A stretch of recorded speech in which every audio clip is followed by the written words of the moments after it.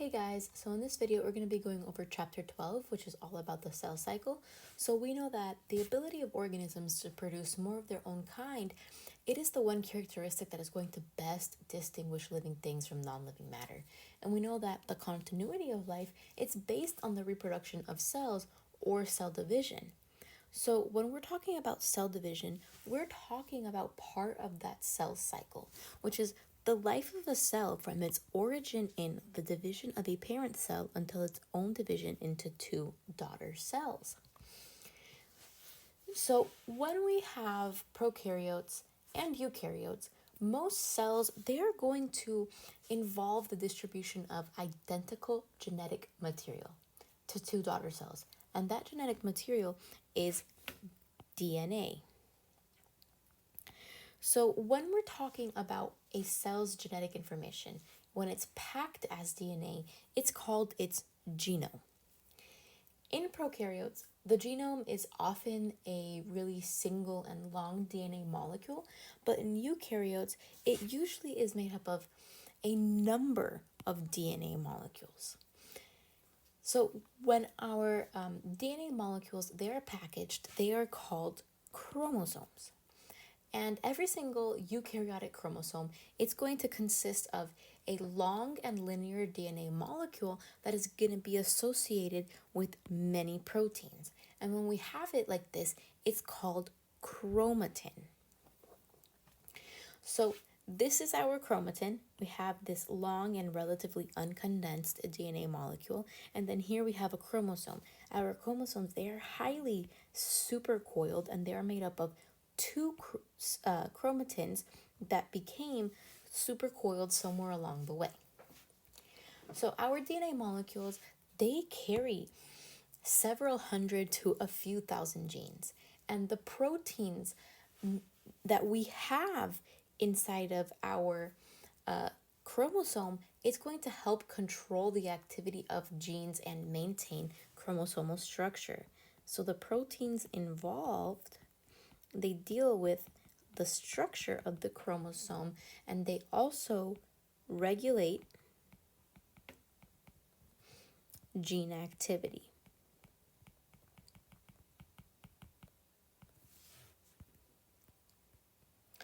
So our eukaryotic species, they have a characteristic number of chromosomes in each cell.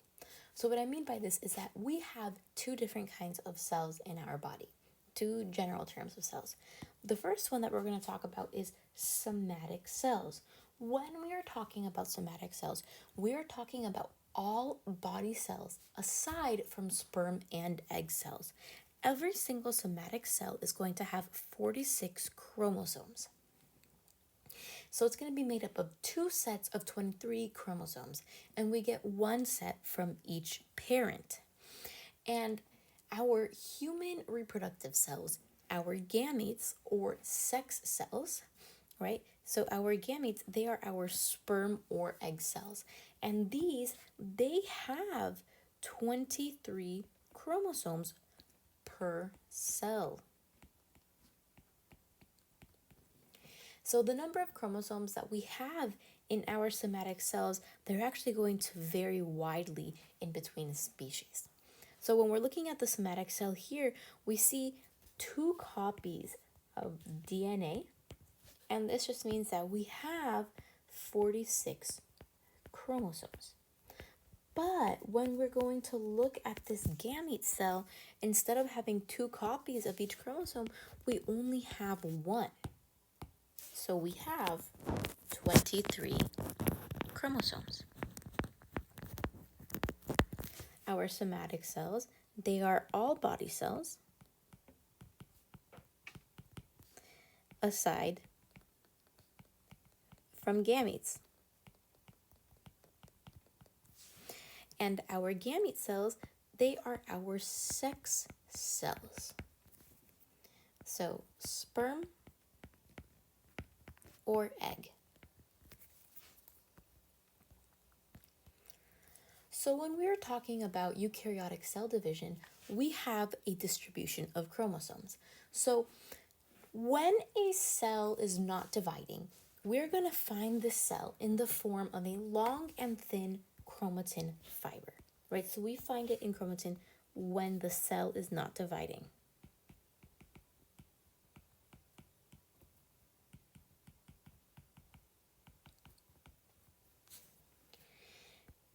Before cell division, but after DNA replication, this chromatin is going to condense, it's going to coil, and it is going to fold to make a smaller package. When we have that, that is called a chromosome.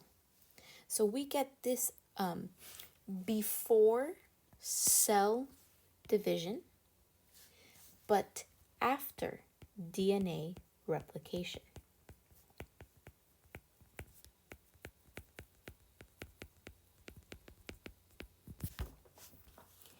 So every single duplicated chromosome, which is what we see here, this is a duplicated chromosome. It is going to consist of 2 sister chromatids.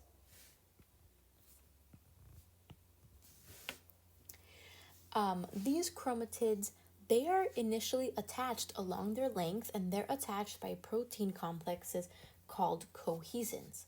And this attachment that we have in between these duplicated chromosomes, it's held together by sister chromatid cohesion.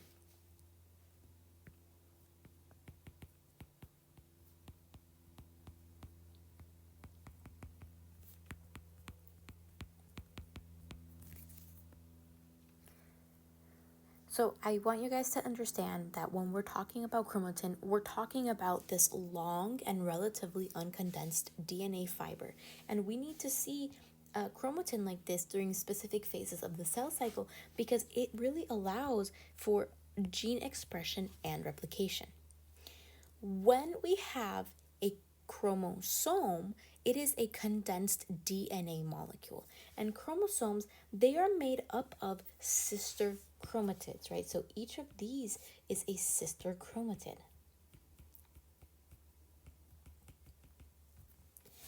And we see it condensed, supercoiled like this at a specific time, which is before cell division, but after DNA replication. At a different part of the cell cycle, these sister chromatids that came together, they are going to eventually supercoil into this chromosome. So we go from having a single chromatin to having sister chromatids to having a duplicated chromosome. So when we're talking about chromosomal or chromatid anatomy, we need to talk about this region in which our chromatids, when they connect, they shrink to a narrow area. So as the chromosomes condense, the region in which these chromatids connect, it shrinks to a narrow area, and that narrow area is going to be made up of 2 centromeres. So each chromatid has a centromere. That is very important.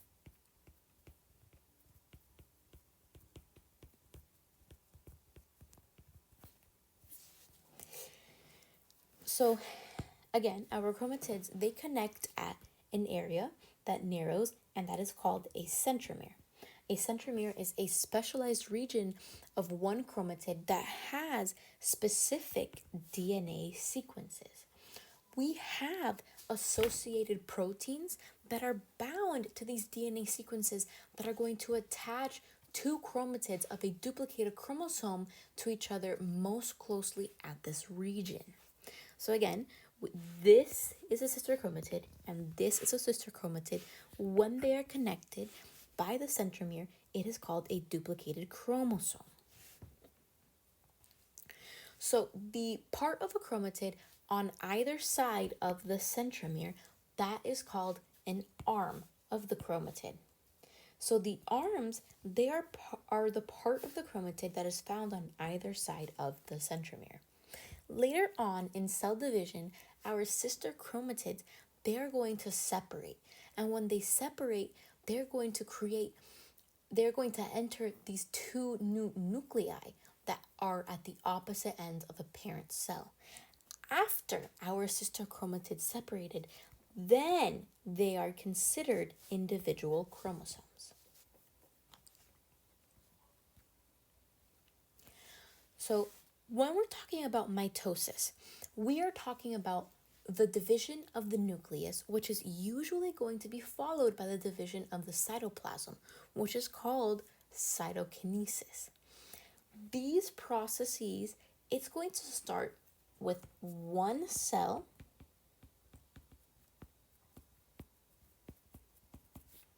and it's going to end with two cells that are genetically identical.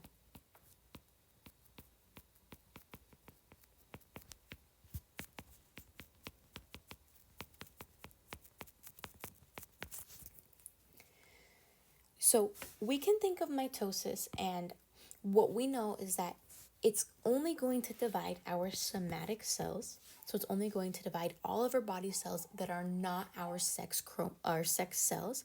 And another name for mitosis is somatic cell division or asexual reproduction. Mitosis is going to result in two identical daughter cells. And before we start mitosis, which mitosis starts with prophase, our cells, they're somewhere called interphase.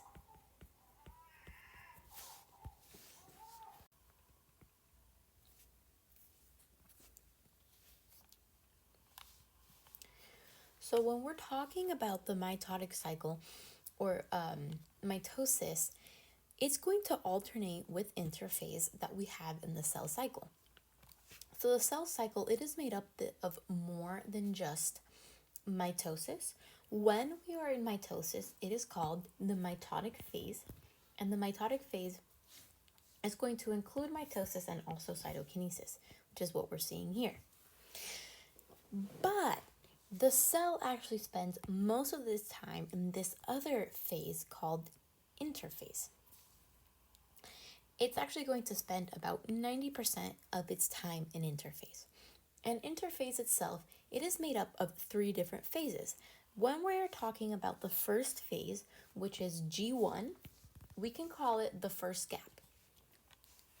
When we're talking about the second phase, it's called the S phase, S standing for synthesis. And then we have the G2 phase, which is called the second gap. During all of these three sub-phases, a cell that will eventually divide, it grows by producing proteins and cytoplasmic organelles such as mitochondria and endoplasmic reticulum. Chromosomes are duplicated only during the S phase.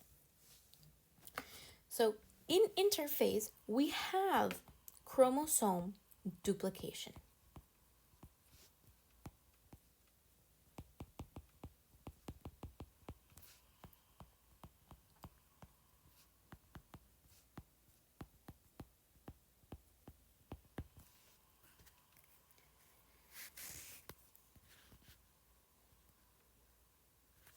So mitosis, it is divided into 5 subphases.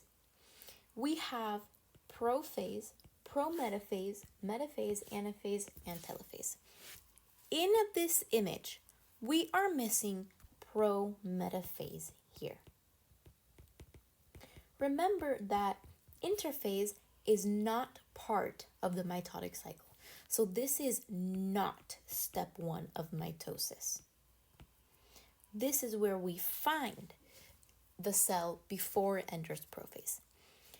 The reason that this figure does not have prometaphase is because not every single textbook is going to consider prometaphase a phase.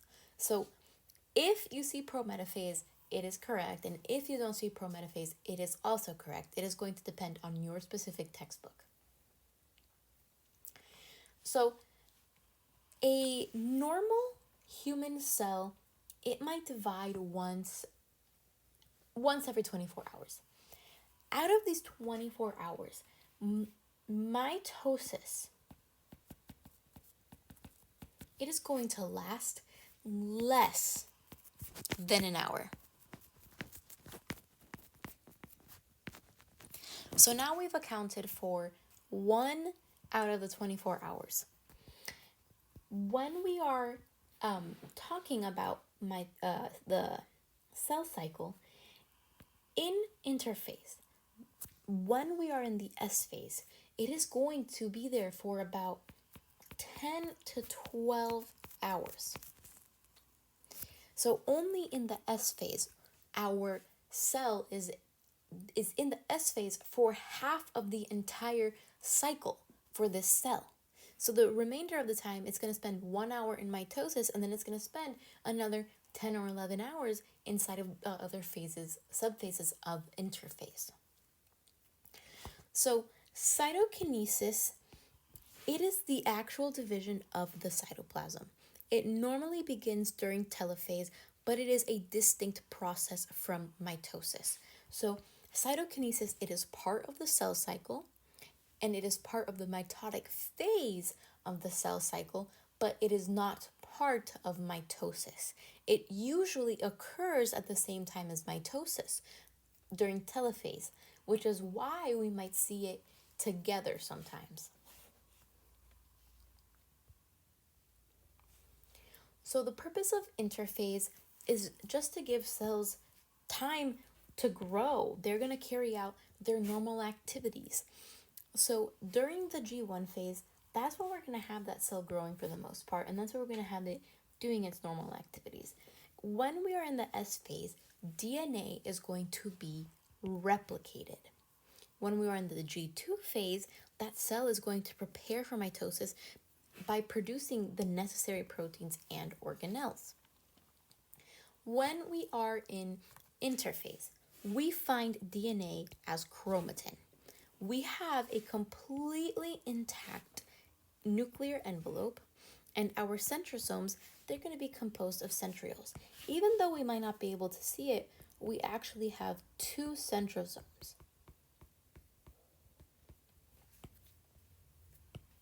Can kind of see that it's like, here's one and then here's another one. When we have late interphase, right? So when we are in the S phase, we're going to have our chromosomes that are duplicated. So the DNA is going to be replicated, but it's not going to be condensed.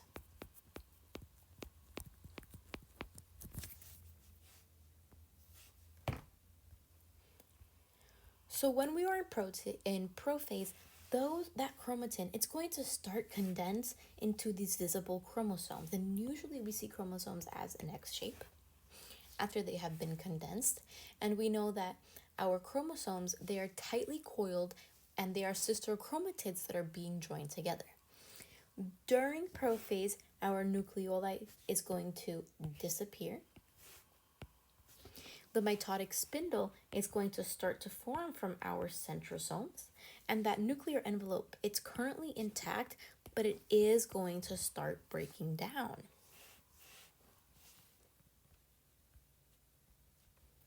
The next phase is prometaphase. During prometaphase, our nuclear envelope, it fragments. The microtubules from the spindle fibers, they start to interact with our condensed chromosomes. And when we are looking at the chromatids of a chromosome, they have something that is called a kinetochore. So if this is our chromosome, this is our centrosome. These are going to be our kinetochores. Kinetochores, they are found on each side of these chromatids. So they are found on the outside end of the centromeres that we have in our chromosomes. And what our kinetochores do is that they are going to grow microtubules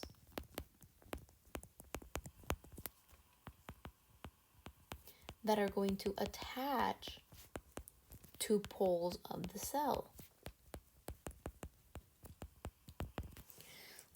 So, again, the red is our centrosome, and the green is a kinetochore.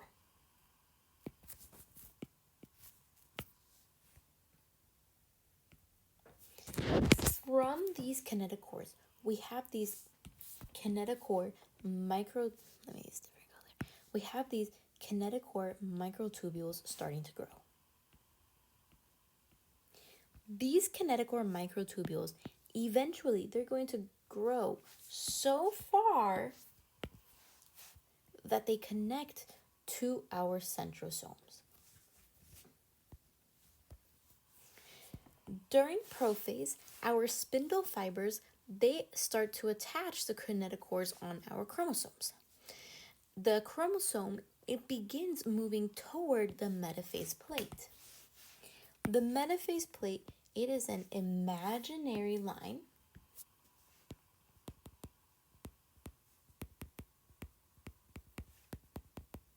that all of our chromosomes are going to line up at during metaphase. So our metaphase plate is right here. It's on the equatorial line of our cell. Our chromosomes, they line up at the metaphase plate, which is at the center of the cell. Our spindle fibers, they're going to be fully attached to the kinetochores from both poles, right? And the cell, it's going to ensure that we have this proper attachment of chromosomes in order to proceed past this phase of mitosis. And we do not have a nuclear envelope. We will not develop one until later in the cycle. So, during the next phase, which is anaphase, our sister chromatids, they're going to be pulled apart by their centromeres. I said that we have these centromeres, and these centromeres have these kinetochores, and then these kinetochores, they attach to the centrosomes that we have on the cell. Well, when they attach and they're getting ready to be pulled apart, what's going to happen is that half of the chromosome, so one sister chromatid, it is going to be pulled towards the pole of the cell, and the other half is pulled towards the other pole of the cell. So when it does that, the centromeres divide. Each chromatid is pulled towards the pole, and it's attached to it by spindle fibers. By the end of this, both poles have the same collection of chromosomes. Our cell, it's also going to elongate during this time. And this brings us to our next phase, which is called telophase. During telophase, we start to see the development of these nuclei at both poles of the cell. So once our chromosomes reach the poles, they're also going to start to decondense. I'm sorry, this is supposed to say decondense. We have those daughter nuclei that are going to begin to form at the two poles. The nuclear envelope is going to reform around each set of chromosomes. Our mitotic spindle is going to start to break down, and then that cell, it is going to start to prepare for cytokinesis, which cytokinesis is the splitting of the cytoplasm. Cytokinesis is not a phase of mitosis, but it is a part of the mitotic cycle. So cytokinesis, it is that division of the cell's cytoplasm. It occurs in mitosis and in meiosis. It is different from telophase, but it might start at the same time as telophase. When we are in an animal cell, the way that this a cell is going to divide is by something called a cleavage furrow. And this cleavage furrow, it basically just pinches the cell in two. When we are talking about plant cells, we're going to have these vesicles that come from the Golgi apparatus, and that's going to produce a cell plate in the middle of the cell and then divide it. So this is just an overview of mitosis. And this chart is just explaining to us what is happening to the chromosomes during specific phases of the cycle. So when we are in interphase,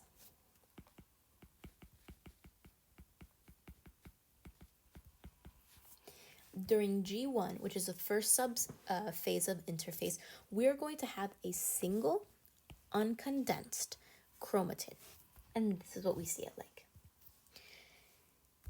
When we are in S phase, which is the phase in which our DNA is going to replicate, we have two sister chromatids that are joined at the centromere, but they are uncondensed.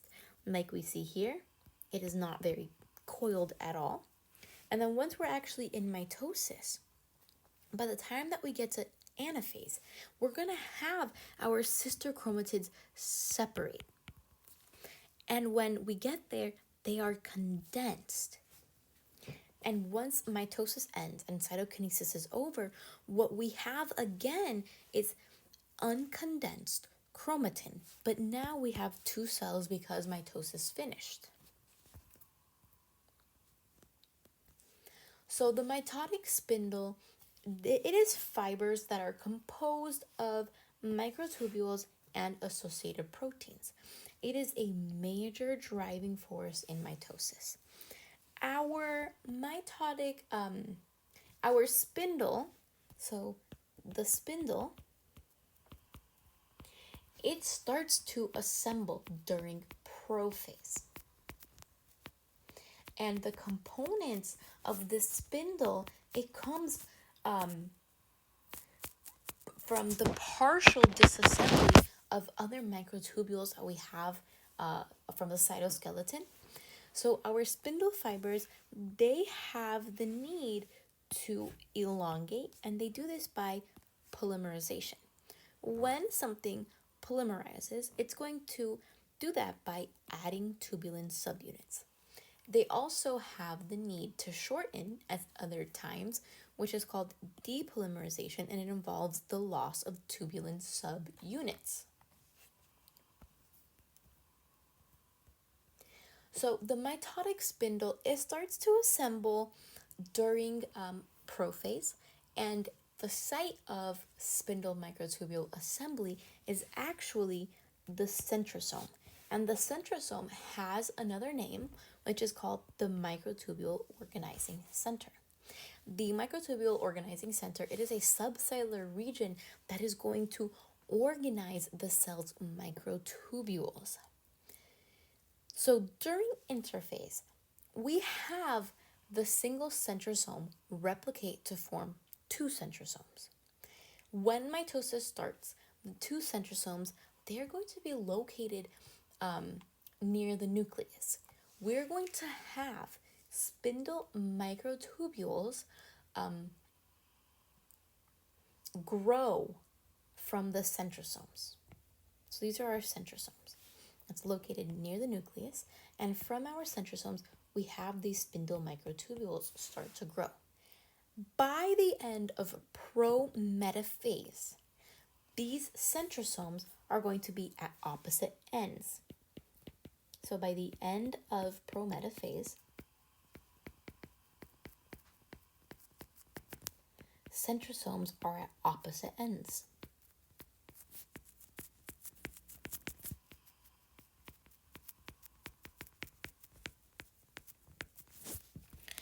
We have something that is called an aster, and an aster, it is just this radial array of short microtubules, and they come out of each centrosome. These are our asters. So when we're talking about the spindle, it's made up of three components, and those three components is the centrosome, the spindle microtubules, and asters. Our centrosomes, they are made up of centrioles. And when we are talking about animal cells, these centrioles are completely useless. So we know that each sister chromatid of a duplicated chromosome, it has a kinetochore of proteins and chromosomal DNA. These are our kinetochores. When we are in prometaphase, we have some spindle microtubules, which are also called kinetochore microtubules, right? So spindle microtubules are also called kinetochore microtubules. They're going to attach directly to our kinetochores.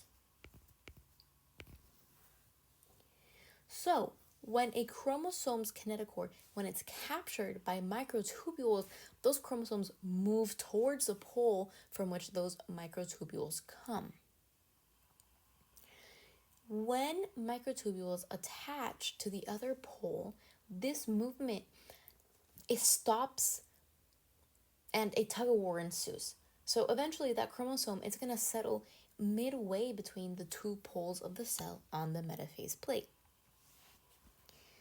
So our kinetochore microtubules, they're always going to originate from the centromere. They are never going to originate from the asters of the centrosome. So another kind of microtubule that we have are our polar microtubules, and our polar microtubules are also known as non-kinetochore microtubules. These polar microtubules, they come from opposite poles and they're going to overlap and interact with each other. So we see here. So they're overlapping and they interact. By the time that we get to metaphase, these microtubules of the asters, they have grown in contact with the plasma membrane and that spindle is complete. So when we're looking at metaphase, let's see what we see. Our microtubules, they are in contact with the plasma membrane. And this spindle, it's now complete.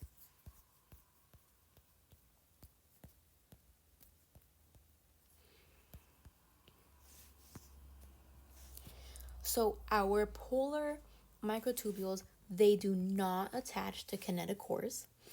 They do originate from asters and they overlap with each other, and they are very important for maintaining that mitotic spindle structure. So during anaphase, we have chromosome separation. But remember, I said that we have this protein called cohesin that holds our sister chromatids together. Anaphase cannot start until the cohesins are removed. So cohesins, they're going to be separated by an enzyme called separase. So here we have a chromosome. We have cohesin that is holding together the chromosome. Separase does its job and it cleaves the centromeric cohesion. Once that happens, anaphase can begin. We have full-fledged chromosomes and they move towards opposite poles of the cells. So how exactly is it that these kinetochore microtubules, that they function in this poleward movement of chromosomes? So there is actually two theories. So we have Gary Borisi. He worked at the University of Wisconsin. And what he did is that he suggested that motor proteins on the kinetochores walk chromosomes along the microtubules, and that is going to depolymerize them at their kinetochore ends after those motor proteins have passed. So this is Gary Borisi. And we can think of this like a Pac-Man model. So what he's saying is that we have a motor protein. It's going to be near the kinetochore, and it's essentially going to just bring this chromosome with it towards the centrosome. And the microtubule that is left behind, it gets released into the system as tubulin. specifically as beta tubulin. Then we have the other research that says that chromosomes essentially are being reeled in by motor proteins that are at the spindle poles. So what this means is that we have motor proteins that are near the spindle pole. It's going to essentially grab onto this microtubule. It's going to remove it, and it's going to shorten that microtubule, bringing that chromosome closer.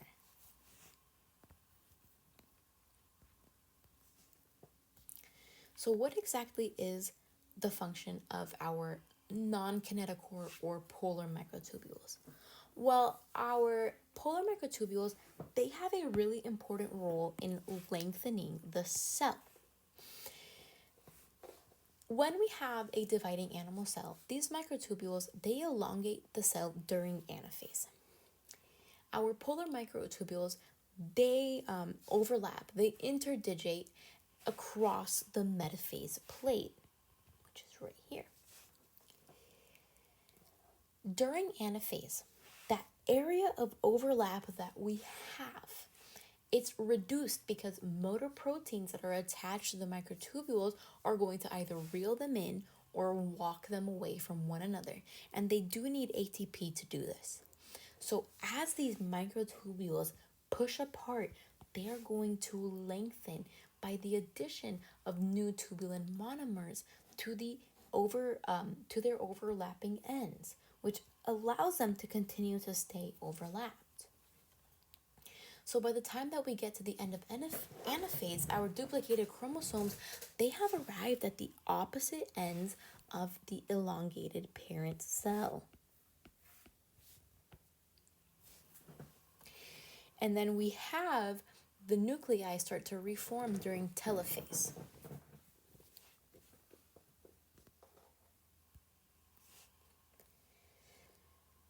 So when we have mitosis in eukaryotes, we have this idea that it actually came from binary fission, which is a form of reproduction for prokaryotes.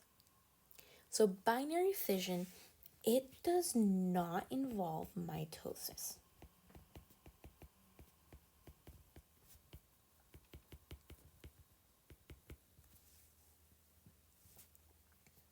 It involves prokaryotes and bacteria. It involves also single-celled eukaryotes.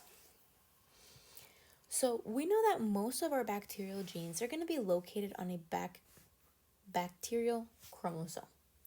And that is going to consist of this circular DNA molecule and also have these associated proteins. Even though we have bacteria that are smaller and simpler than eukaryotic cells, they still have a lot of DNA that has to be copied and then distributed equally to the two daughter cells. When we can think of bacteria, for example, E. coli, this E. coli, the process of cell division, it starts when DNA of this bacterial chromosome starts to replicate at this really specific place called the origin of replication, and that produces two origins. We're going to learn more about the origin of replication in chapter 16. So basically, as this chromosome starts or continues to replicate, one of these new origins is going to move towards each end of the cell. While that chromosome is replicating, that cell is going to elongate. When replication is complete, the plasma membrane, it is going to pinch inward to divide that parent cell into two daughter cells, and each are going to have a complete genome. So how exactly did mitosis evolve? So there's evidence that mitosis had its origins in bacterial binary fission. The reason that we believe this is because we have some of the proteins that are involved in bacterial binary fission. They are related to eukaryotic proteins that function in mitosis, which is going to support this hypothesis. So as eukaryotes evolved, this ancestral process of binary fission gave rise to mitosis. Variations in cell division in different groups of organisms, they can be similar to the mechanisms that are used by ancestral species. So then we may have, we may resemble steps in the evolution of mitosis from binary fission.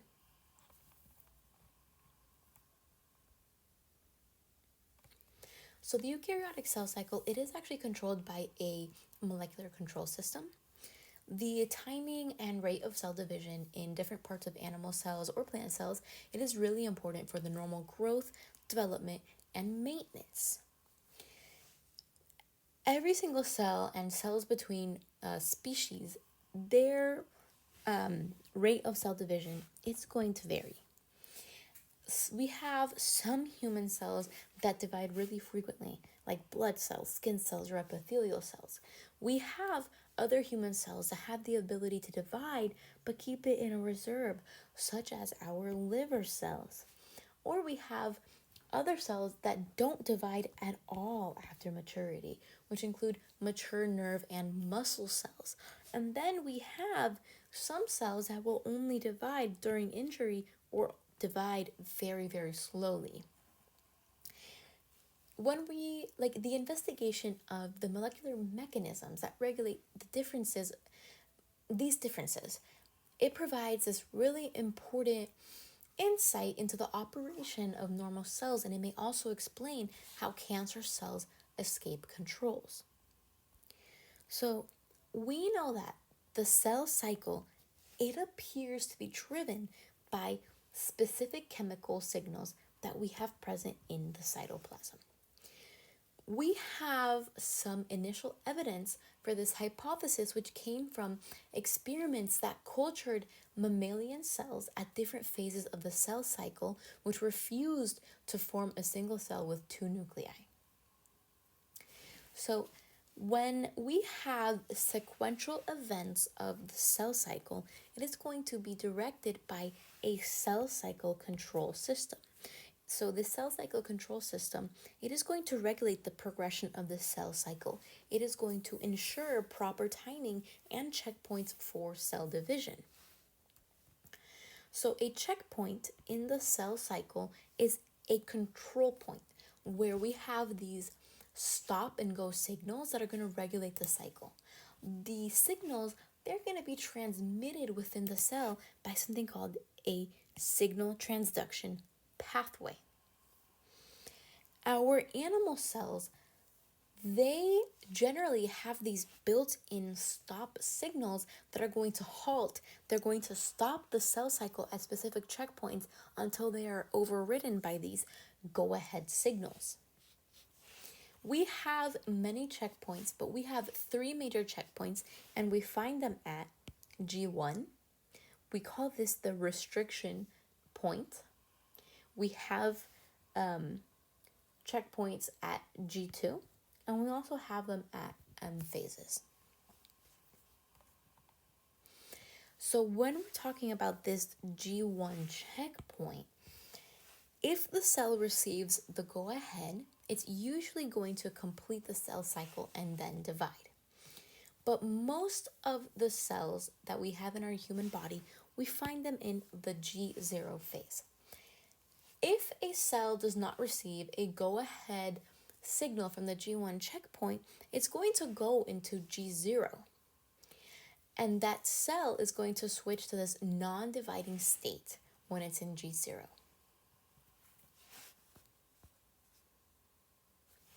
So our cell cycle, it is regulated by cyclins and cyclin-dependent kinases. We have fluctuations in the abundance and activity of cell cycle control molecules that are going to pace the cell cycle. And these molecules, these regulatory molecules, it's mainly proteins of two types. We have kinases and we have cyclins. When we are talking about our protein kinases, they're either going to activate or inactivate other proteins by phosphorylation. When we are talking about kinases inside of the cell cycle, they are cyclin dependent. And what this means is that if we do not have the presence of cyclin, those kinases cannot work. They cannot be activated. So the levels of cyclins that we have, they actually fluctuate during the cycle. So because of this, the requirement for the binding of a cyclin, the kinases, they are cyclin-dependent kinases or Cdks. When we have peaks in the activity of one cyclin CDK complex, we have something called maturation promoting factor, which is going to correspond to these peaks in cyclin concentration. Maturation promoting factor, or M-phase promoting factor, it is going to trigger the cell's passage past this G2 checkpoint that we have. MPF, it is going to promote mitosis by phosphorylating proteins. It is going to act directly as a kinase and indirectly by activating other kinases. It is going to stimulate that fragmentation of the nuclear envelope by phosphorylation and a variety of proteins of the nuclear lamina that we have during prophase of mitosis. And it's also going to contribute to the molecular events that are required for chromosome condensation and for spindle formation in prophase. However, MPF also triggers the breakdown of cyclin. It reduces cyclin and MPF levels during mitosis and inactivates MPF. This non-cyclic portion of MPF, the CDK, is going to persist in the cell in inactive form until it associates with a new cyclin molecule that was synthesized during S and G2 phases of the next round of the cycle.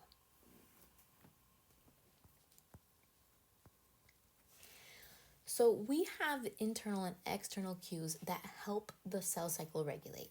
So aside from our checkpoints, we have other things. So we have something that is called a growth factor. Growth factors are proteins that are going to be released by certain cells, and that's actually going to stimulate other cells to divide. Researchers have discovered at least 50 different growth factors, and different cell types, they respond specifically to a certain growth factor or combination. So for example, we have these platelet-derived growth factors.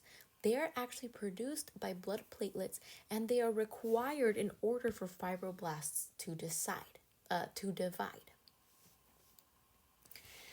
So the normal cues that cells have is something called density-dependent inhibition. And what that means is that when we have cells and they start to proliferate, so they start to divide in a plate, when they reach this certain level of where there's no space for any more, these cells are going to stop dividing. And they maintain themselves where they are. We also have something called anchorage dependence, which is the requirement of cells to attach to a surface or the extracellular matrix in order for them to divide and survive. So these are the effects of the external physical factors on cell division. We have density-dependent inhibition, in which our cultured cells, they're going to continue to divide until they form a single layer on the inner surface of that culture container. If we have a gap created by physically removing cells, our cells will grow to fill in the gap.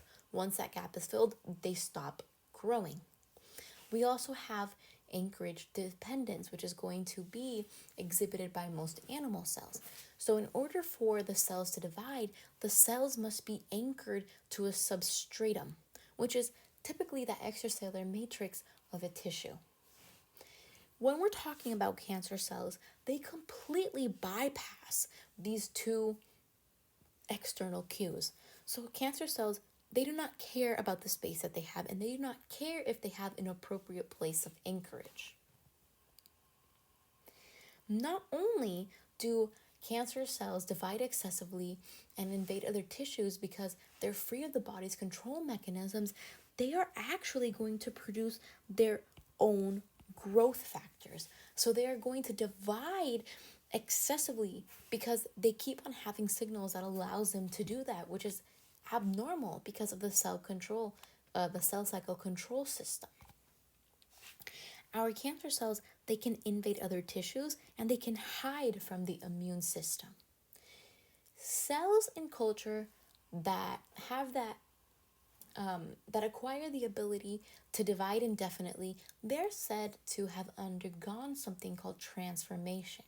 And that's the process that is going to cause them to behave like cancer cells. Normally, our immune system is going to recognize and destroy transformed cells.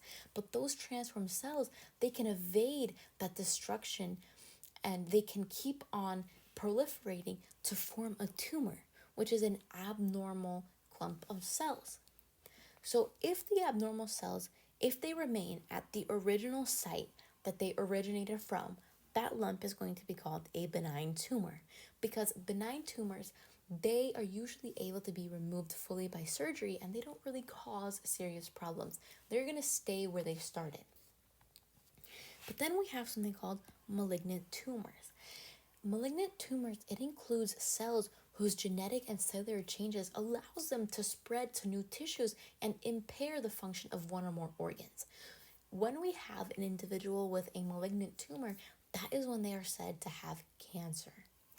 So cancer cells, they are abnormal in a lot of ways. They can have this unusual number of chromosomes. Their metabolism, it can be completely disabled, and they may cease to function in any single way that is constructive. They can secrete signal molecules that are going to cause blood vessels to grow towards the tumor. And in addition to chromosomal and metabolic abnormalities, cancer cells often lose their attachment to nearby cells. So then they're going to be carried by blood and lymph systems to other cells where they're going to start more tumors.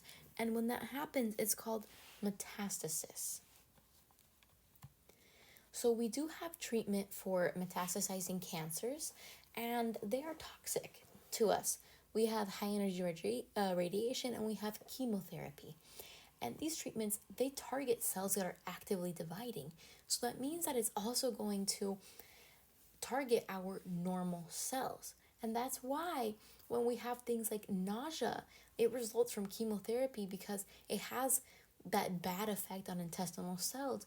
We have hair loss because it results from the effects of treatment on hair follicle cells. And then we're susceptible to infection, which is a result from the treatment's effect on the immune system. So our researchers, they know a lot about cell signaling pathways and how their malfunction is involved in the development of cancer through the effects on cell cycles. But the development of cancer, it is this really complex process, and we honestly don't know that much about it. There is so much that has to be explored. And maybe one of the reasons that we don't really know that much about cancer cells is because we still have so much that we need to learn about the function of normal cells. So that's all for chapter 12. I encourage you guys to understand the concepts when it comes to mitosis and understand that we have checkpoints and what they do.